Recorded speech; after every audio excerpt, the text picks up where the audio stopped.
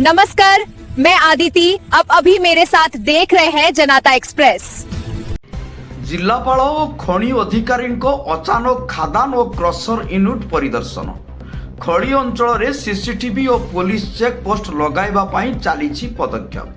बालेश्वर जिला 11 घटिका समय जिलापाल सूर्यवंश मयूर विकास खैरा ब्लॉक अंतर्गत गड़पोखरी पंचायतर सारीसुआ पहाड़ पाददेशे अवस्थित सारीसुआ खनि और बगईपुर खनि अंचल में ब्लास्टिंग और खनि माफिया बारंबार भूसंपत्ति खनि को लुट करने अभियोग को भित्ति करी खनि और क्रसर उपरे चढ़ाऊ करिसेंती।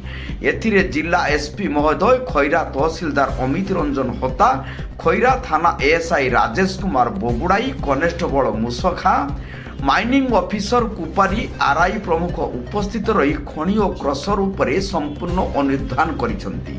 या सहित केउं स्थान रे पुलिस चेकपोस्ट और सीसीटीवी कैमेरा लागिबो से विषय जिलापाल महोदय अनुधान करी पदक्षेप नेब बोली कहिसेंती।